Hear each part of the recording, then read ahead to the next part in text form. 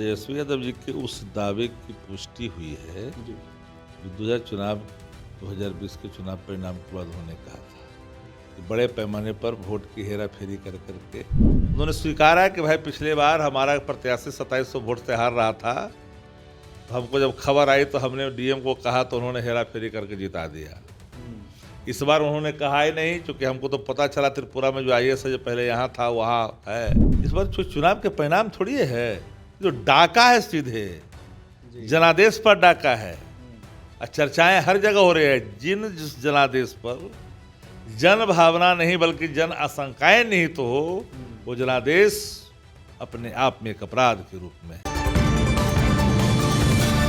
केंद्रीय मंत्री जीतन राम मांझी का एक बयान सोशल मीडिया पर लगातार वायरल हो रहा है। उस बयान के बाद राजनीतिक तौर पर देखिए बवाल छिड़ा हुआ है और इसी मुद्दे पर बातचीत करेंगे। हमारे साथ मौजूद है आरजेडी के मुख्य प्रवक्ता शक्ति सिंह यादव। आपने अभी तक वो बयान सुन लिया होगा जीतन राम मांझी का, जिस तरीके से कह रहे हैं कि चुनाव में धांधली की बातें सामने आती है। आप लगातार इस बात का आरोप लगाते रहे कि जब से चुनाव हारे हैं और फिर जिस तरीके से आपको कहा जा रहा है कि हराया गया है, आप लोग लगातार बातें कहते रहे हैं। देखिए, तेजस्वी यादव जी के उस दावे की पुष्टि हुई है जी।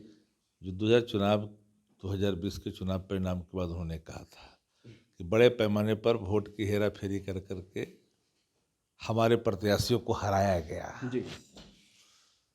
तो इस सच को बहुत दिन तक दबाया नहीं जा सकता था और ये सच को लगा कि कह देना चाहिए, क्योंकि 20 के चुनाव समाप्त हो गए, 25 के चुनाव हो गए। जी।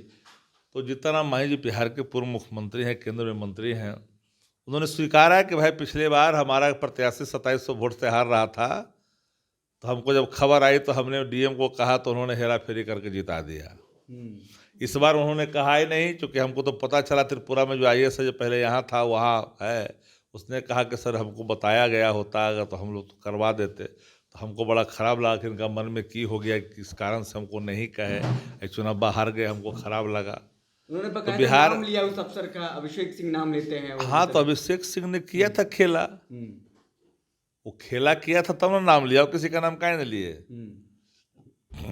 जो डिप्टेशन पर अधिकारी थे या डिप्टेशन या जो यहाँ रह काम कर रहे थे, तो ऐसे ही लोग थे ना, जनादेश की हेरा फेरी करते थे। सत्ता में आप भी रहे हैं, 2015 में सत्ता में आप भी रहे, फिर बीच में आप भी रहे। क्या आपको लगता है वाकई में इस तरीके का जो काम होता है जिलाधिकारी स्तर के नेता मतलब अधिकारियों के तरफ से किया जाता है? जिलाधिकारी ने 2020 के चुनाव में बड़े पैमाने पर खेला किया। हम ही उदाहरण है, 549 जीता हुए 12 वोट से उस समय 2020 में हम चुनाव हरा दिया गया था। हरा दिए थे। इस बार तो 25 से 30 हजार वोट का डाका ही पड़ गया ना। इस बार तो 25 से 30 हजार वोट इधर से उधर किया गया विधानसभा बाई। इस बार चुनाव के परिणाम थोड़ी है, जो डाका है सीधे जनादेश पर डाका है। चर्चाएं हर जगह हो रही है। जिस जनादेश पर जन भावना नहीं बल्कि जन आशंकाएं निहित तो हो, वो जनादेश अपने आप में एक अपराध के रूप में है। भाई कैसे गांव में, कस्बों में, टोलों में, मोहल्लों में कहीं दिख नहीं रहे थे, अपार वोट ला रहे हैं आप। दो क्रिया एक साथ कैसे हो जाएगी जी? सत्ता पक्ष में अगर हवा है तो बढ़ेगा वोट, विपक्ष का घटेगा। अब विपक्ष का वोट भी बढ़ रहा है और सत्ता पक्ष का भी बढ़ रहा है। सब बात तो खुल ही गई है ना। एक डाका पड़ा है, डाका। आज के दौर में इस तरीके की बातें सामने आना अपने आप में एक बड़ा दिखता है कि सिस्टम में किस तरीके से लूपहोल से है। नहीं है, सिस्टम का बंटाढार हो गया है। सब पूरे बिहार में कार्यकर्ता बन चुके हैं, अधिकारी कार्यकर्ता बन के काम कर रहे हैं किसी पार्टी का, जो लोकतंत्र के लिए घातक है। इसको लेकर जीतन राम मांझी ने ट्वीट किया है कि उनके वीडियो के साथ में छेड़छाड़ किया गया है। मुसहर जाति के एक बेटा को बदनाम करने की कोशिश कर रही है। छेड़छाड़ कोई के छेड़छाड़ होले है? अपने मुँह से बोले हैं मघी मोही बते न होले है, छेड़छाड़ कुछ होले है? इतनी छेड़छाड़ हुआ है को मघी में बोले, हिंदी में बता दिया है। आप लोग हमेशा डिमांड करते रहे हैं कि ईवीएम को बैन किया जाए। क्या इस प्रकरण के बाद, इस बयान के बाद चाहेंगे? अब भी ईवीएम रहेगा तो इससे बड़ा डाकापन क्या होगा? अब तो डाकूगिरी दिखेगी यार। अब ईवीएम को तो रहना ही नहीं चाहिए। जर्मनी नहीं रख रहा यार, विकसित देश नहीं रख रहा है, जो बनाया वो नहीं रख रहा है। यहाँ टेक्नोलॉजी में कितना सोंडे गाँव कस्बे के लोग। इतना बड़ा पुख्ता सबूत मिल गया है, केंद्रीय मंत्री का बयान है ऑन रिकॉर्ड, मतलब उन्होंने बयान दिया एक मंच से। तो एक पल भी सरकार को नहीं रहना चाहिए, भंग करना चाहिए विधानसभा। विपक्ष को रोड पे तो आना चाहिए कम से कम। विपक्ष ने पूरे अगर नैतिकता है तो भंग कर देनी चाहिए। लेकिन आखिर बचाव क्यों करती नजर आ रही है, भाजपा हो या जदयू हो? पाप करेगी तो बचाएगी नहीं। पापे से बनी है, डाका डाल करके बनी है, डाका से जनादेश का डाका डाल करके बनी है सरकार, तो बोलेगा नहीं। मनरेगा का नाम बदल दिया गया, जी राम जी कर दिया गया है। क्या ऐसा लगता है कि मनरेगा में धांधली घोटाले नहीं होंगे? महात्मा गांधी जी के नाम बदलने से नरेंद्र मोदी जी के आकार में परिवर्तन हो जाएगा क्या? नहीं, इतिहास मत बदलिए।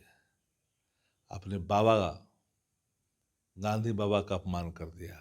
आपको लगता है कि आपके नेता रघुवंश बाबू का कद को छोटा करने की कोशिश की जा रही है कि मनरेगा मैन के नाम से जाने जाते हैं? मनरेगा मैन के नाम से जाने जाने वाले रघुवंश बाबू के कद को छोटा करने की सिर्फ कोशिश नहीं है, महात्मा गांधी का भी जो बापू हैं उनका भी कद को छोटा कर ले। किसी एक कद छोटा करना छोटा हो जाता है, लेकिन जी राम जी कर करके वित्तीय बोझ जो पड़ेगा राज पर जी राम जी कह करके, वो जी राम जी से पूछिए ना, जी राम जी का क्या होगा।